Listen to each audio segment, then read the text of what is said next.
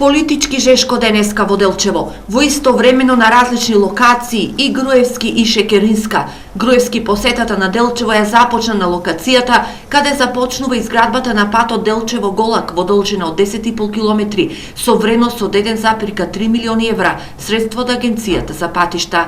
Согласно договорот треба да го завршиме за 12 месеци, од прилика декември оваа година треба да го завршиме. Така. Јас очекувам дека ќе биде порано. Така. Да, ги започнавме со работи, времето претходно не дозволуваше. Тоа е Делчево-Голак. Делчево-Голак, да. Регионален пат ќе биде. Ова е стар асфалт пред 30 години. Груевски најави дека на Голак се очекува инвестицијата од МЕПСО кој треба да изгради скијачки центар. Вредноста на проектот е околу 3,5 милиони евра. Според она што го имам како информација, првата инвестиција ќе биде во Берово. Ова и следната година, негде до летото следната година, а потоа втората име Голак.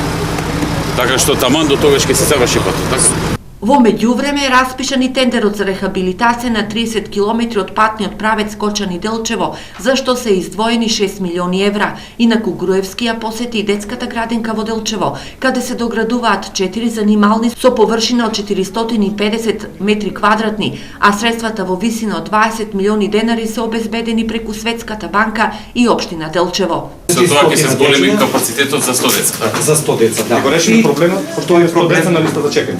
Тоа е проблем. А има 100 деца на листа за чекање. Да. Голем проблем е Практично сите што бараат ќе имаат во Делчево градинка. Ќе се задоволи, значи комплетно.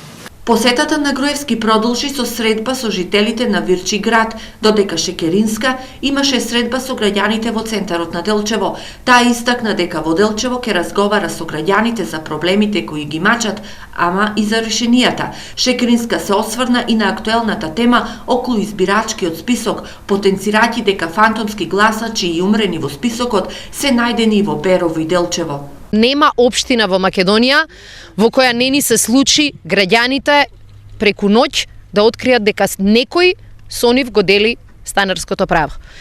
Овој хаос не е случаен. Овој хаос е резултат на криминална политика која години поред го крадела на граѓаните правото за глас. На тој начин што сместувала лица кои неколку пати неоправдано и незаконски гласале на изборите и локални и парламентарни. Овој хаос мора да престане.